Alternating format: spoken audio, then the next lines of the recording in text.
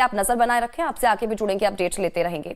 बढ़ते हैं आगे। बीजेपी ने यूपी उपचुनाव के लिए 7 उम्मीदवारों की लिस्ट जारी की है। आपको बता दें कि गाजियाबाद से संजीव शर्मा, फूलपुर से दीपक पटेल, तो वहीं करहल से आपको बता दें कि अनुजेश यादव, कुंदरकी से रामवीर सिंह ठाकुर प्रत्याशी घोषित किए गए हैं। तो 7 सीटों पर प्रत्याशियों की घोषणा कर दी गई है।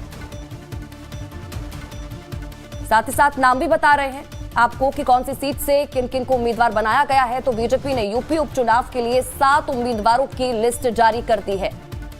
बड़ी और महत्वपूर्ण जानकारी, गाजियाबाद, इसी के साथ ही फूलपुर, करहल और कुंदरकी, ये तमाम वो सीटें हैं जिन पर प्रत्याशियों की घोषणा कर दी गई है, ऐलान कर दिया गया है। ये बड़ी और महत्वपूर्ण जानकारी, बीजेपी ने यूपी उपचुनाव के लिए 7 उम्मीदवारों की लिस्ट जारी कर दी है।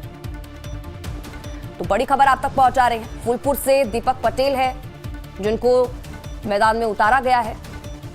गाजियाबाद से संजीव शर्मा है। कुंदरकी से रामवीर सिंह ठाकुर है।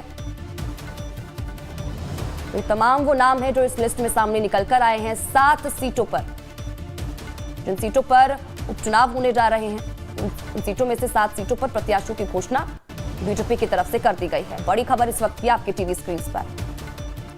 लोकसभा चुनाव में कुछ खास प्रदर्शन बीजेपी का नहीं रहा था, लेकिन अब दुगनी तैयारी के साथ उपचुनाव में उतरने की तैयारी लगातार बीजेपी की तरफ से की जा रही है। और यही वजह थी कि लगातार बैठकों का दौर हमने देखा, सीटों को लेकर भी, उम्मीदवारों को लेकर भी लगातार बैठक की जा रही थी। और अब 7 सीटों पर नाम सामने निकलकर आ चुके हैं। धीरज त्रिपाठी लखनऊ से हमारे संवाददाता इसी खबर पर हमारे साथ जुड़ चुके हैं। सीधा रुख उनका करेंगे, जानकारी लेंगे क्या कुछ अपडेट है उनके पास। धीरज, 7 नाम इस लिस्ट में सामने निकल कर आए हैं उपचुनाव के लिए, बीजेपी की तरफ से जो लिस्ट जारी की गई है। अब कौन कौन से नाम हैं, कौन कौन सी सीटें हैं जिन पर उतारा गया है, जानकारी इसको लेकर दीजिएगा।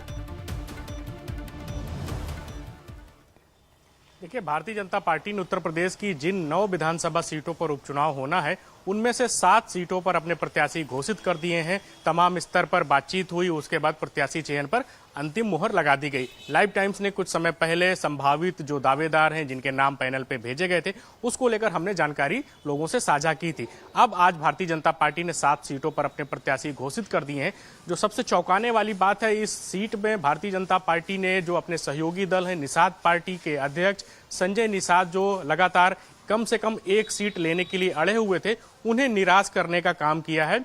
समाजवादी पार्टी की तरफ से भी कैंडिडेट घोषित कर दिए गए हैं। निषाद पार्टी लगातार यह डिमांड कर रही थी कि उसे 1 सीट दी जाए, लेकिन भारतीय जनता पार्टी ने जिस सीट पर निषाद पार्टी का दावा था कि मझवा, जो मिर्जापुर की मझवा सीट है, उस पर उनका दावा था, उस सीट पर भी भारतीय जनता पार्टी ने अपना प्रत्याशी आज घोषित कर दिया है। इसके अलावा जो बीजेपी ने 2 अन्य सीटों पर प्रत्याशी अपने घोषित नहीं किए हैं, उनमें मुजफ्फरनगर की मीरापुर सीट भारतीय जनता पार्टी ने अपने सहयोगी दल राष्ट्रीय लोकदल के खाते में दी है। राष्ट्रीय लोकदल की तरफ से कभी भी उस पर अपना प्रत्याशी घोषित किया जाएगा। इसके अलावा कानपुर की जो सीसामऊ सीट है, उस सीट पर भारतीय जनता पार्टी ने अभी अपने पत्ते खोले नहीं हैं।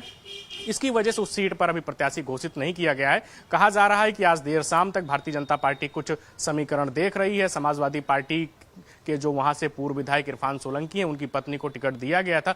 अन्य तमाम सियासी समीकरण, जाति समीकरण को देखते हुए भारतीय जनता पार्टी ने अभी अपनी 1 सीट पर प्रत्याशी घोषित नहीं किए हैं। कुल मिलाकर जो प्रत्याशी घोषित किए गए, इनमें भारतीय जनता पार्टी ने जो अखिलेश यादव का पीडीए कार्ड है, उसकी काट करने की कोशिश की है। और भारतीय जनता पार्टी ने पिछड़े दलित समाज के लोगों को इस पूरी सूची में तरजीह देने की कोशिश की है। और भारतीय जनता पार्टी की तरफ से बाकायदा 7 सीटों पर उम्मीदवार घोषित कर दिए गए हैं। 1 सीट मीरापुर की जो सीट है, वह गठबंधन धर्म के अंतर्गत राष्ट्रीय लोकदल को दी गई है। रालोद की तरफ से आज प्रत्याशी घोषित धीरज, लेकिन देखिए सवाल लगातार उठाया जा रहा था, क्योंकि समाजवादी पार्टी की तरफ से पहले ही कई सीटों पर उम्मीदवारों की घोषणा कर दी गई थी। और ये कहा जा रहा था बीजेपी को लेकर कि क्या तैयार नहीं है बीजेपी चुनावों के लिए, इतनी देरी क्यों हो रही है, इसलिए भी प्रेशर लगातार बीजेपी के ऊपर बढ़ता जा रहा था। अब क्योंकि 7 नाम सामने निकल के आ चुके हैं, और अगर हम चुनावों की तैयारियों की बात करें तो किस तरह से बीजेपी की तरफ से तैयारियां की जा रही हैं।